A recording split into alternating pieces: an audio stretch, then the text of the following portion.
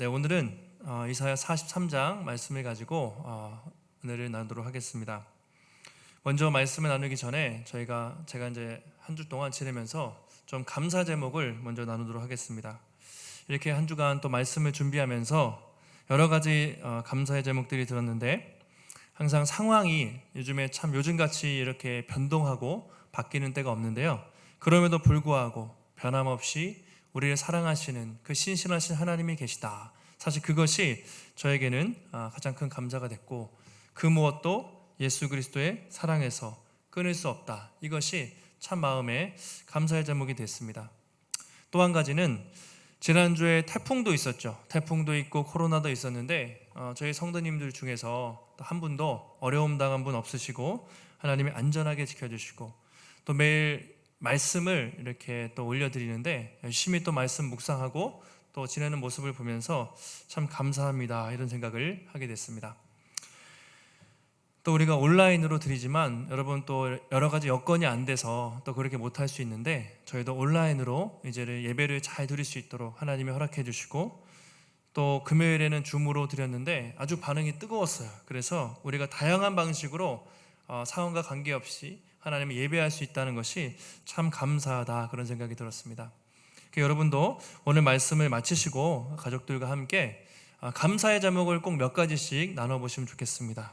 감사의 제목을 꼭 나누시고, 또 주중에도 좀 우리가 감사 노트를 쓰면서, 그래야 이 또 힘든 시간들을 기쁨으로 이길 수가 있어요. 그래서 감사 노트를 쓰면서 감사한 마음으로 한 주간 하나님과 동행하시면 좋겠습니다. 우리 오늘은 포스트 코로나를 준비하는 교회 5번째 시간으로 새일 행하실 하나님을 기대하며 라는 제목으로 말씀을 나누겠습니다. 팀 켈러 목사님이 쓰신 책 중에 고통에 답하다 라는 책이 있습니다. 고통에 답하다. 인간에게 수많은 고통이 찾아오는데 그 고통의 문제가 어떤 것인지, 또 우리가 그 고통을 어떻게 잘 헤쳐나갈 수 있는지 아주 성경적인 관점에서 좋은 내용을 제시해주는 책이라고 할 수가 있습니다. 여러분들도 한번 요즘 같은 시기에 우리가 참 읽어보면 좋을 만한 책인데요, 그 책 서문에 보면 프롤로그에 이런 내용이 있습니다. 고난으로 신앙을 떠나거나 고난으로 하나님을 만나거나. 한번 각자 보시고 한번 따라해 보실까요? 고난으로 신앙을 떠나거나 고난으로 하나님을 만나거나. 예, 그분이 이렇게 얘기하죠. 우리가 신앙생활을 하다 보면 여러 가지 고난을 만나는데, 어떤 사람은 고난을 통해서 신앙을 떠나요. 하나님과 멀어지지만, 또 어떤 사람들은 하나님을 더 깊이 만나게 된다는 것이죠. 결국 중요한 것은 뭐냐면, 고난 자체가 아니라 우리가 고난을 어떻게 받아들이고 어떻게 해석하는가에 따라서 오히려 고난이 충분히 우리에게 유익이 될 수 있다는 것을 말해주고 있습니다. 그 책에 이렇게 말합니다. 고난의 풀무불을 거치는 과정이야말로 하나님을 추상적으로 아는 수준을 넘어 인격적인 만남으로 이끄는 중요한 통로다. 웬만한 크리스찬이라면 수많은 교리를 머릿속으로 이해하고 있을 것이다. 하지만 실망과 실패, 고난의 통로를 거치지 않는 한 그 진리들은 마음 깊은 곳에 닿지 않는다. 그렇게 말을 했습니다. 여러분, 우리도 그렇지 않습니까? 고난의 시간을 거치면서 믿음이 더 깊어지고 또 성숙해 나가는 것이죠. 예전에는 하나님에 대해서 추상적으로 알았어요. 머리로만 알았는데, 이제는 고난을 통해서 가슴 깊이 하나님을 인격적으로 만나고 그 진리가 내 삶 속에 살아 숨쉬게 되는 그런 역사가 나타나게 된다는 것이죠. 그래서 시편 기자도 고난이 유익이라, 그런 표현을 했습니다. 성경에 이런 이야기들이 참 많이 있는데요, 대표적으로 우리가 욥을 들 수 있습니다. 욥. 우리가 아는 것처럼 욥이 말할 수 없는 고난을 성경에서 당했는데, 고난을 통해서 마지막으로 했던 고백이 무엇입니까? 바로 이 고백이죠. 한번 앞에 보시고 읽겠습니다. 시작. 내가 주께 대하여 귀로 듣기만 하였사오나 이제는 눈으로 주를 배움나이다. 그러므로 내가 스스로 거두어드리고 티끌과 제 가운데서 회개하나이다. 내가 주께 대하여 귀로 듣기만 했는데 이제는 눈으로 보게 되었다는 것이죠. 그동안 하나님, 나의 교만을 회개합니다. 내가 죄와 티끌 가운데 회개하면서 다시 하나님께 돌아갑니다. 그런 고백을 하게 된 것이죠. 여러분, 우리가 또 여러 가지 혼란한 시간을 보내고 있지만 세상의 소리에 너무 귀를 기울이지 마시기 바랍니다. 지금도 하나님은 이 상황 속에서 변함없이 우리와 함께 하시고 반드시 이 고난을 통해서 놀라운 일을 이루실 것이다. 그 믿음으로 우리가 좀 다시 만날 때까지 우리 각자의 자리에서 우리의 믿음이 깊어지고 또 하나님을 더 깊이 만나는 복된 시간들이 되시기를 주님의 이름으로 축원합니다. 자, 한번 우리가 최근에 통계가 나온 게 있는데 한번 보여주시면 기독교 사이트 단체에서 했는데 어제 뉴스에서도 많이 보도가 되었더라고요. 코로나19 개신교인 이미지, 참 이게 씁쓸한 내용이지만 그래도 우리가 한번 현실을 직면해야 되기 때문에, 자, 보시면 불교 신자, 천주교 신자, 기독교 신자가 있습니다. 먼저 불교 신자들, 온화하다, 따뜻하다, 절제하다, 이런 이미지가 많네요. 천주교 신자들은 어떻습니까? 역시 온화하고 따뜻하고 윤리적이다, 도덕적이다, 이런 평가가 있어요. 그런데 우리 기독교인들은 어떻습니까? 거리를 두고 싶다, 이중적이다, 사기꾼 같다. 이게 이제 사람들의 객관적인 평가라는 것이죠. 이게 6월 달에 조사한 설문조사라고 해요. 6월 달에 코로나가 한참 잠잠했을 때였거든요. 아마 지금 조사하면은 저게 몇 % 더 안 좋을 수도 있는데, 어쨌든 사람들이 저렇게 바라본다는 것이죠.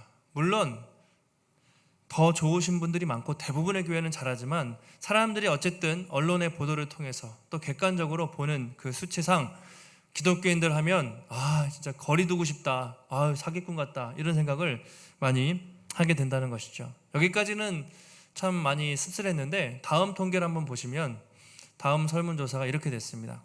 국민 2명 중 1명, 힘들고 지친 현실에서 종교의 역할에 대해서 종교가 필요하겠습니까? 물어본 거예요. 그랬더니 사람들 52%가 힘들고 지친 현실에서 종교의 역할이 더 중요해지고 있다, 그렇게 대답을 했고, 만약에 사회가 더 안 좋아지면, 더 힘든 일이 생기면 어떨 것 같냐 물어봤는데 60% 정도가 더 늘어날 것 같다, 종교의 필요성.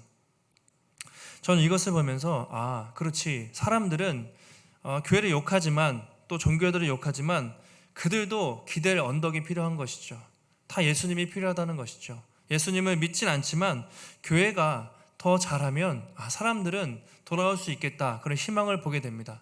왜냐하면 힘들고 지친 현실에서 사람들은 세상에서 답을 찾을 수 없기 때문에 이 종교에 기대하는 것이고, 우리가 예수 그리스도의 복음을 잘 전하면 충분히 교회의 신뢰를 회복하고 복음을 전하면 다시 우리가 기회가 있겠다, 그런 생각을 하게 됐습니다. 마지막 설문조사가 한국인이 원하는 종교인 이미지. 그러면 종교인들, 우리 예수 안 믿는, 교회 안 다니는 사람들에게 무엇을 원하느냐? 첫 번째가 성숙한 인격 77%, 사랑과 배려심이죠. 높은 도덕성, 정직하고 청렴한 것이죠. 이런 것들을 원했어요. 사회 봉사 등등. 그러니까 사람들이 우리에게 원하는 것은요, 큰 게 아니라 사랑하고 배려하고 정직한 거. 그냥 여러분들이 교회든 아니면 불교든 천주교든 거기서 말하는 그 가치대로 좀 제발 살아라, 그거면 족하겠다, 이제 그렇게 말을 한 거죠. 그만큼 반대로 말하면 우리가 이런 부분에서 많이 연약하고 우리가 더 사랑과 또 배려하고 또 정직하고 청렴하게 산다면 사람들은 교회를 보는 시각이 달라질 수 있고 복음을 전할 수 있겠다, 그런 희망도 이 설문조사를 통해서 우리가 보게 될 수 있다는 것입니다. 하나님이 지금 이 시간을 통해서 무슨 일을 하고 계실까 제가 많이 기도하면서 생각해 보면 교회의 잘못을 드러내고 교회를 회복시키는 그런 수술의 과정을 거치고 있는 것 같다, 그런 생각을 많이 합니다. 여러분 한번 생각해 보세요. 암 환자가 있습니다. 암세포가 막 커지고 있는데 가만히 있으면 어떻게 됩니까? 시간이 지나서 세포가 점점 늘어나고 목숨을 잃을 수도 있습니다. 또 몸에 암덩어리가 있다는 걸 발견했는데 병원에 갔어요. 그런데 그것을 도려내지 않고 그냥 주사만 맞아요. 진통제만 계속 맞다 보면 그 사람은 어떻게 됩니까? 결국 세포가 더 커져서 그 사람 목숨을 잃고 말 것입니다. 몸에 암이 있다는 걸 발견하면 어떻게 됩니까? 빨리 모든 것을 다 중단해야 돼요. 다 중단하고 빨리 병원에 가서 수술대에 올라서 암세포를 제거를 해야 하는 것이죠. 제가 볼 때 지금 한국 교회, 아니 뭐 교회를 말할 것 없이 우리 복음예수교회, 아니 우리들과 우리 자신들을 한번 보면 그냥 지금 상황은 진통제를 맞고 적당히 넘어갈 상황이 아니라 목숨 걸고 우리는 암에 걸렸구나, 교회가 수술을 받아야 되는구나, 내가 모든 것을 내려놓고 병원 가서 수술대에 올라가야 되는구나, 그런 생각을 해야 할 때라는 것이죠. 비록 그 시간이 힘들지만 우리가 올라가서 세포를 도려내면 어떻게 됩니까? 새살이 돋는 것처럼 우리가 하나님 앞에 나아가서 다시 회개하고 돌이키면 하나님이 반드시 교회를 회복시킬 것이다, 이런 생각을 하게 됐습니다. 저는 여기에 하나님의 섭리가 있다고 생각해요. 그래서 지금은 하나님이 교회에 강력한 칼을 대고 계시지 않습니까? 강력한 메스를 대고 계시지만 우리가 정말 회개하고 돌이키고 잘 치료를 받는다면 하나님께서 이전보다 더 건강한 교회, 이전보다 더 풍성한 은혜를 우리에게 허락하실 줄 믿습니다. 오늘 우리가 읽은 이 이사야 말씀은요, 이스라엘이 역사상 가장 힘들었던 그 시기에 주어진 말씀입니다. 한마디로 나라를 잃고 절망적인 상황 속에서 하나님께서 그들을 어떻게 회복시킬 것인지 예언하는 그런 위로의 말씀이 오늘 말씀이 되겠습니다. 이스라엘 역사상 여러분 힘든 시기가 많았죠. 외세의 침략도 많았고 이스라엘이 약했기 때문에 참 어려운 시기가 많았지만 그 중에서 가장 어둡고 절망적인 시기를 꼽으라면 바로 바벨론 포로 시기라고 할 수가 있습니다. 그동안 유다 사람들은요 어땠습니까? 선민의식이 강했어요. 하나님이 수많은 민족 중에서 우리를 택했어. 늘 교만하고 그런 선민의식이 강했습니다. 또 예루살렘에는 뭐가 있었습니까? 성전이 있었어요. 하나님의 성전, 하나님의 임재하시는 거룩한 성전이 있었기 때문에 다른 모든 도시는 망해도 이 예루살렘은 망하지 않을 거다, 이 성전은 절대로 흔들리지 않을 것이라는 잘못된 성전 불패 신화, 잘못된 믿음이 있었습니다. 그래서 이스라엘 백성들, 유다 백성들이 성전에서 제사 지내고 막 우상을 제사 지내고 또 예배를 그렇게 드리기만 하면 아무리 우상 숭배해도, 우리는 아무리 막 살아도 하나님은 이 성전 때문에 절대로 우리를 버리지 않을 거야, 그런 생각들이 있었다는 것이죠. 그런데 하나님은 진노하셨죠. 바벨론을 통해서 유다를 심판하시고 절대로 무너지지 않을 거라고 믿었던 그 예루살렘과 하나님의 성전을 완전히 하나님이 무너뜨려 버리신 것이죠. 여러분, 지금도 우리가 교회에 나와서 자유롭게 예배를 못 드리는 이 상황이 답답하잖아요. 힘들지 않습니까? 그런데 당시에 성전은요 예루살렘에 하나밖에 없었어요. 하나밖에 없는 그 성전이 완전히 다 가루가 되고 성전에 있던 수많은 화려한 집기들, 이 물건들이 바벨론으로 다 약탈을 당했을 때 사람들이 받았던 그 충격이 얼마나 컸겠습니까? 지금 우리가 받는 충격과는 비교할 수가 없는 것이죠. 하나님이 우리를 버리셨구나, 하나님이 우리를 떠나셨구나, 하나님은 더 이상 우리를 사랑하지 않아, 모든 것은 끝났어, 그런 절망 속에 사람들이 신음하지 않았겠습니까? 그리고 뿐만 아니라 다니엘을 비롯해서 수많은 귀족들, 또 수많은 기술자들을 다 바벨론 포로로 데려갔어요. 이 예루살렘에는 아주 미천한 사람들, 종들, 노예들, 이런 사람들밖에 남지 않았습니다. 모든 것이 끝난 것만 같았습니다. 이제 그렇게 70년이 역사적으로 흘러가게 되는 것이죠. 여러분, 우리나라도 일본 제국주의 36년 동안 통치를 받을 때 36년, 짧다면 짧고 또 길다면 길지만 얼마나 힘들었습니까? 수많은 사람들이 독립을 이루기 위해서 피땀 흘려서 목숨 걸고 독립운동을 하고, 또 한쪽에서는 일제 앞잡이가 돼서 나라를 팔아먹는 그런 너무나 어려운 일들이 36년 동안 일어났습니다. 그런데 오늘 유다는요 그보다 2배가 더 긴 70년 동안 나라를 잃은 상태에서 그 강력한 제국 바벨론의 통치 아래서 살게 되었다는 것이죠. 오늘 말씀은 바로 이런 한 줄기 희망이 없는 이런 상황에서 하나님께서 내가 너희를 회복시키겠다, 그렇게 말씀하신 회복의 말씀이십니다. 하나님이 먼저 항상 자기를 소개하세요. 하나님은 말씀하실 때 나는 이런 하나님이야 라고 자기를 먼저 소개하시는데, 우리 43장 14절 15절 2절 함께 읽겠습니다. 시작. 너희의 구속자요 이스라엘의 거룩한 이 여호와가 말하노라. 너희를 위하여 내가 바벨론에 사람을 보내어 모든 갈대아 사람에게 자기들이 연락하던 배를 타고 도망하여 내려가게 하리라. 나는 여호와 너희의 거룩한 이요 이스라엘의 창조주 너희의 왕이니라. 아멘. 여러분, 이것이 중요합니다. 하나님은요, 나라를 잃고 절망 속에 있는 유다 백성들에게 뭐라고 합니까?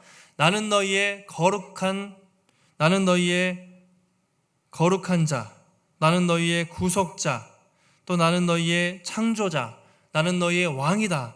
그렇게 말씀을 하는 것이죠.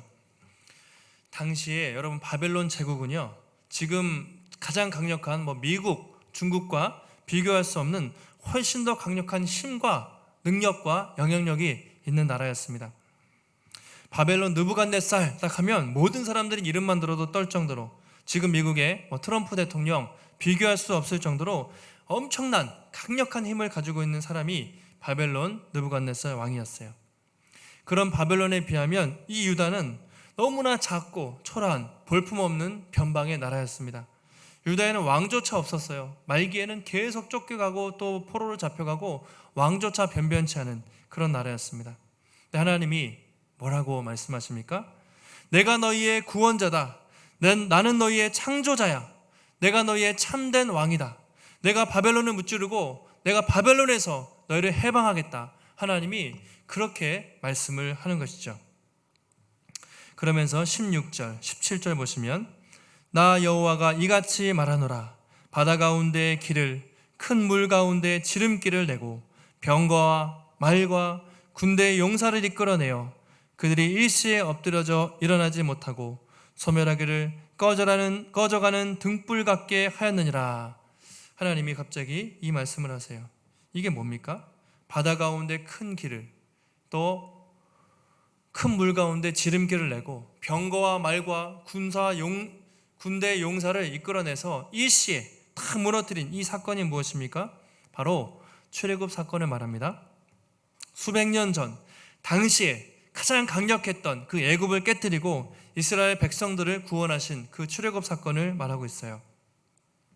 10가지 재앙을 통해서 바로를 물리치고 홍해를 맨 바닥으로, 그 큰 바다를 맨 땅으로 건너가게 하신 이 출애굽 사건은 이스라엘 백성들에게는 영원히 잊을 수 없는 그런 구원의 사건이었습니다.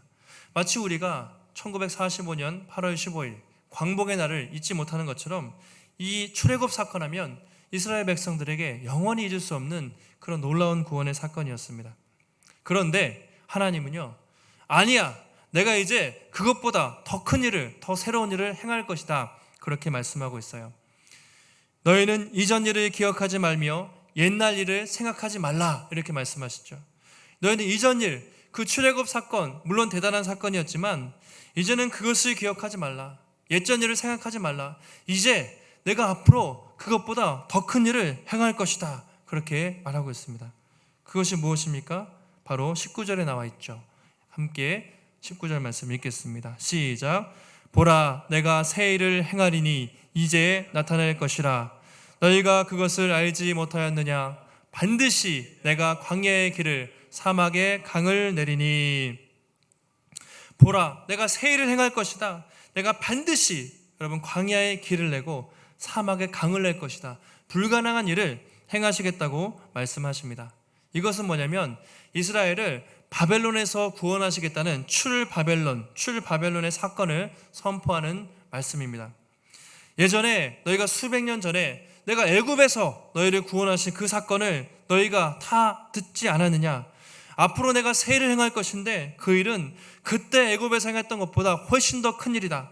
내가 이 바벨론에서 너희를 구원해서 다시 한번 너희들을 새롭게 회복시킬 것이다. 하나님이 말씀하시는 것이죠. 보라, 내가 새 일을 행할 것이다. 내가 반드시 광야의 길을 내고 사막의 강을 낼 것이다. 그렇게 말씀하고 계신 것입니다. 여러분, 이것은 당시에 그 말씀을 듣는 사람들 입장에서는 도저히 믿기지가 않는 말씀이었어요. 바벨론이 무너진다. 여러분, 바벨론이 무너진다 하면 지금 여러분 미국이 무너진다, 중국이 무너진다 생각해 보세요. 우리가 뭐 북한이 무너진다 하면 그럴 수 있겠지, 언젠가 북한이 무너지겠지, 이 정도 생각은 하지만 바벨론이 무너진다? 그것은 지금 미국이, 지금 중국이 무너진다고 하는 것과 같이 정말로 그렇게 말할 수 없는 그런 믿기 힘든 사건입니다. 그만큼 바벨론은 고대 근동에서 가장 강력한 국가였습니다. 근데 하나님은 그런 바벨론을 무찌르고 이제 내가 너희들을 새롭게 구원하겠다, 그렇게 말씀을 하시는 것이죠. 보라, 내가 새 일을 행하리니 이제 나타날 것이다, 이렇게 돼 있죠. 이제 나타날 것이다. 이것은요, 이미 구원이 시작되고 있다, 이런 표현입니다. 지금 상황이 변한 게 없지만, 지금 눈앞에 바벨론이 그렇게 강력하지만 이미 내가 구원이 시작했어, 내가 이미 구원의 역사를 이루고 있다고 그렇게 말하고 있어요. 나는 과거에만 역사하는 하나님이 아니라 나는 지금도 역사하고 나는 앞으로도 계속해서 역사하는 그런 하나님이다. 그런 나를 믿고 신뢰해라. 하나님이 그렇게 계속해서 말씀을 하고 있습니다. 20절 한번 읽어보실까요? 20절 같이 한번 읽겠습니다. 시작. 장차 들짐승 곧 승냥이와 타조도 나를 존경할 것은 내가 광야의 물을 사막의 강들을 내어 내 백성 내가 택한 자에게 마시게 할 것임이라. 하나님의 구원이 얼마나 큰지 들짐승들도, 승냥이와 타조도 그 구원을 보고 하나님을 찬양할 것이에요. 그래서 광야의 물을 내고 사막의 강을 내서 내 백성, 내가 택한 자들을 반드시 구출해낼 것이다. 하나님이 그렇게 계속 말씀을 하고 계십니다. 여러분, 이 말씀을 들은 유다 백성들이 얼마나 큰 힘과 위로가 됐겠습니까? 실제로 역사를 보면 하나님이 어떠셨습니까? 이 일을 행하셨죠. 바벨론이 한참 강성할 때, 느부갓네살, 그리고 그 뒤에 한참 강성할 때 페르시아 바사의 고레스 왕을 세우셔서 그를 통해 바벨론을 무찌르시고 고레스 칙령을 통해서 이스라엘 백성들이 예루살렘으로 돌아갈 사람 다 돌아가게 하셨습니다. 이스라엘 백성들을 해방시키시고 다시 예루살렘에 하나님의 성전이 세워지고 다시 말씀이 회복되고 다시 성벽이 지어지는 놀라운 회복의 역사가 나타난 것이죠. 그것을 역사가 실제로 증명하고 있습니다. 하나님은 계속 이사야를 통해서 포로기에 살고 있는 그 나라 잃은 백성들에게, 정말 고통스럽게 울부짖고 있는 백성들에게 계속 이렇게 얘기하는 거예요. 너희가 나라를 잃었지만 지금도 내가 너희와 함께 하고 있다. 너희가 그렇게 힘들어하지만 내가 때가 되면 반드시 회복시킬 것이다. 세상을 통치하는 왕은 바벨론의 느부갓네살 왕도 아니고 바사의 고레스 왕도 아니고 너희를 창조한 이스라엘 하나님 만군의 여호와, 내가 바로 온 세상의 주인이다. 두려워하지 말고 나를 따르라. 끊임없이 그렇게 반복해서 말씀을 하고 있는 것이죠. 여러분, 지금도 그렇습니다. 우리가 겉으로 볼 때 이 세상이 어떻게 흘러가는 것 같습니까? 세상에 힘 있는 몇몇 지도자들, 리더들, 대통령, 또 권력을 가진 사람들, 돈이 많고 학벌 있는 사람들, 그런 사람들에 의해서 어쩔 수 없이 역사가 흘러가는 것 같지만 오늘 성경은 그렇지 않다. 지금도 하나님은 이 역사의 무대에서 보이지 않는 손길로 모든 구원의 역사를 이루어가고 있다고 분명히 그렇게 말하고 있습니다. 사도 바울이 로마서 11장에서 하나님의 구원 계획을, 이방인과 유대인을 향한 하나님의 계획을 깨닫고 그가 이렇게 하나님을 찬양해요. 뭐라고 되어 있냐면 11장 36절에 만물이 주에게서 나오고, 한번 따라해 보실까요? 만물이 주에게서 나오고 주로 말미암고 주에게로 돌아감이라. 이렇게 얘기했어요. 만물이 주에게서 나오고, 이 모든 만물, 세상의 모든 것이 하나님으로부터 나왔다. 이 과거에도 역사하시는 하나님, 주로 말미암고 현재 진행형, 지금도 온 세상 만물을 통치하시는 하나님, 주에게로 돌아감이라. 뿐만 아니라 모든 미래 역사를 주관하고 계신 하나님, 결국 그에게 영광이 세세 무궁토록 있을지어다. 아멘. 바울이 하나님이 얼마나 크신 분인지 깨달았을 때 이렇게 고백을 하게 된 것이죠. 여러분, 하나님은 지금도 온 세상을 통치하시는 참된 왕이시고 모든 역사의 주관자가 되시는 줄 믿습니다. 우리가 그 믿음이 있으면 이 코로나 상황에서 온라인으로 예배를 드리고, 또 우리가 경제적으로 어렵고 사업이 힘들고 여러 가지 복잡한 상황들이 많지만 이것이 다 하나님의 계획과 섭리 속에 있구나. 여러분, 하나님의 매뉴얼 속에 있는 거예요. 교회가 이런 시간을 거치는 것도 하나님이 강제로 의도하시진 않았겠지만 허락하셨기 때문에, 하나님의 매뉴얼 안에 있기 때문에 때가 되면 다 잠잠해질 것이에요. 그래서 걱정할 필요 없이 우리는 그 크신 하나님, 역사의 주관자 되시는 하나님을 바라보면서 믿음으로 나가기만 하면 된다는 것이죠. 우리가 성경을 볼 때 참 하나님이 이런 크신 분이다, 너무 크고 놀라우신 분이다, 이런 생각도 하지만 또 한편으로는 하나님은요 아주 섬세하시고 세밀한 분이세요. 당신의 백성들 한 사람 한 사람의 목소리에 귀를 기울이시는 참 따뜻한 하나님이다, 그런 생각을 많이 하게 됩니다. 성경을 보면요 정말 역사의 고비고비마다 하나님의 백성들이 고통을 당할 때, 이제 하나님의 나라가 막 망할 것 같은 그런 위기의 상황 속에서 하나님이 다 개입하세요. 그래서 역사에 개입하셔서 정말 크고 놀라운 일들을 이루십니다. 성경 전체가 다 그래요.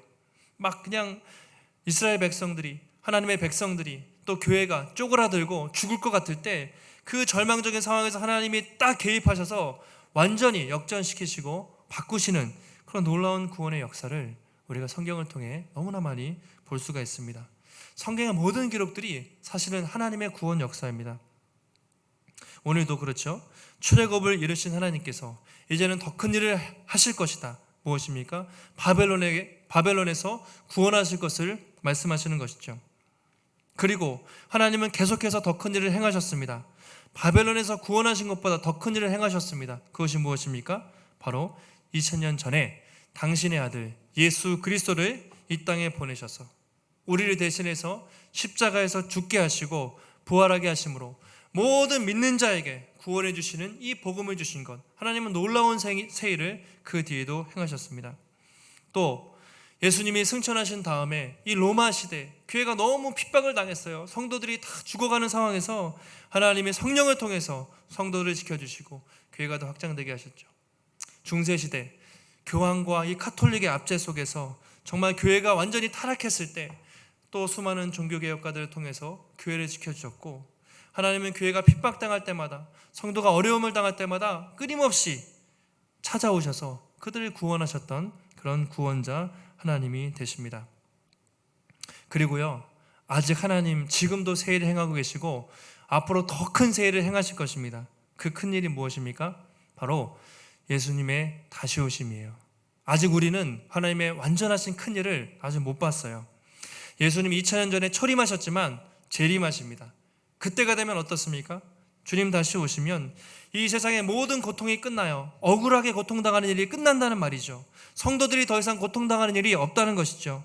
모든 사람들이 예수의 이름 앞에 무릎을 꿇고 그분을 경배하는 그날이 언젠가 반드시 올 것이라고 바라보고 있습니다. 그것이 하나님이 마지막에 이루실 놀라운 새 일이죠.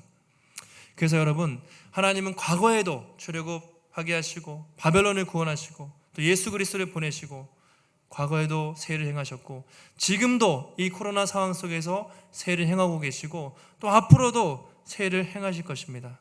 우리가 그 믿음을 가지고 살아가야 한다는 것이죠. 하나님이 왜 그렇게 놀랍고 새로운 일을 행하실까? 21절에 말하고 있습니다. 마지막 말씀인데요, 우리 43장 21절 함께 있습니다. 시작. 이 백성은 내가 나를 위하여 지었나니 나를 찬송하게 하려 함이니라. 이 백성은 내가 나를 위해서 지었는데 그 이유가 무엇인가? 나를 찬송하게 하기 위해서, 우리를 통해서 영광 받기 위해서 하나님이 우리를 지으셨다고, 우리를 창조하신 이유, 그 목적을 말하고 있습니다. 여러분, 우리는 어떻습니까? 수없이 하나님을 버리고 떠날 때가 많지만 하나님은 변함없이 우리를 사랑하셨죠. 우리는 끊임없이 하나님을 배신하고 또 넘어질 때가 많지만 하나님은 우리를 절대로 배신하지 않고 계속해서 끝까지 사랑하십니다. 그래서 그 모습을 보면서 우리는 하나님이 얼마나 신실한 분인지, 하나님이 얼마나 위대하고 놀라운 분인지, 또 하나님이 얼마나 은혜와 사랑이 크신 분인지 우리가 깨닫고 그분을 찬양하기 위해서 하나님이 우리를 구원하셨고 하나님이 우리를 창조했다고 그렇게 말하고 있습니다.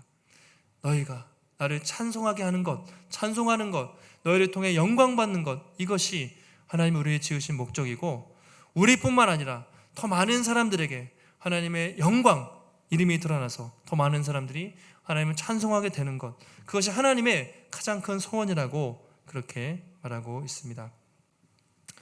여러분, 지금도 우리가 한 치 앞도 내다볼 수가 없는 우리 연약한 사람들입니다. 이것을 인정할 필요가 있어요. 앞으로 코로나가 얼마나 길어질지 그 어떤 전문가도 예측할 수가 없습니다. 앞으로 교회 사역을 어떻게 해야 될지 아무도 알 수가 없습니다. 미국과 중국이 맨날 싸우고 있는데 누가 세계의 패권을 가져갈지 누가 알겠습니까? 앞으로 부동산 가격이 얼마나 뛸지 어떻게 알겠으며, 앞으로 경제가 얼마나 좋아질지 언제 회복될지 그 누가 알 수가 있겠습니까? 그런데 우리가 꼭 기억해야 될 것은 이 모든 것이 하나님의 계획 속에 있고 하나님의 크신 섭리 속에 있다는 것, 그리고 하나님은 이 상황 속에서도 지금도 우리를 사랑하시고 지금도 우리를 위해서 새 일을 행하고 계시다는 것을 기억하시기를 바랍니다. 말씀을 정리하겠습니다. 오늘 하나님은 이사야를 통해서 내가 반드시 광야에 길을 내고 사막에 강을 만들겠다 말씀하셨습니다. 도저히 불가능한 상황이지만 내가 그 일을 해내겠다, 나의 구원을 바라, 그렇게 말씀을 하시는 것이죠. 지금도 코로나 속에 많은 사람들이 힘들고 또 교회가 어렵지만 하나님은 이스라엘을 애굽에서 구원하시고 바벨론에서 구원하신 것뿐만 아니라 구원하신 것처럼 지금도 우리에게 새 일을 행하시고 또 우리가 생각지 못할 놀라운 구원을 우리에게 허락하실 줄 믿습니다.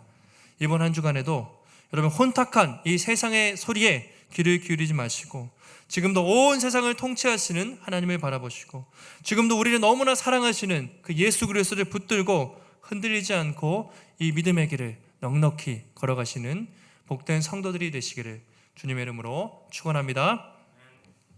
하나님 감사합니다. 우리가 이렇게 또 하나님 온라인을 통해서 예배드리지만 변함없이 하나님은 우리를 사랑하시고 하나님은 온 세상의 주인이요 통치자가 되신다는 것을 다시 한번 말씀을 통해 깨닫게 하시니 감사를 드립니다. 수천 년 전에 수천 년 동안 하나님의 백성들이 하나님의 나라가 어려울 때마다 하나님은 역사 속에 개입하셔서 놀라운 일을 행하셨습니다. 하나님 지금도 세상의 큰 나라, 힘있고 권력 있는 사람들이 세상을 통치하는 것이 아니라 하나님께서 온 세상을 통치하시는 여호와 하나님이신 줄 믿습니다. 우리가 이 믿음을 가지고 우리의 모든 것이 오직 하나님께 달려있음을 고백하며 나의 도움이 어디서 올까? 천지를 지으신 하나님께로부터 온다는 것을 확실하게 붙들고 우리를 사랑하시는 예수 그리스도를 붙들고 믿음으로 이 힘든 시간들을 담대하게 걸어나갈 수 있는 복된 성도들이 될 수 있도록 주님 붙잡아 주시옵소서. 이 모든 말씀 거룩하신 예수님의 이름으로 기도하옵나이다. 아멘.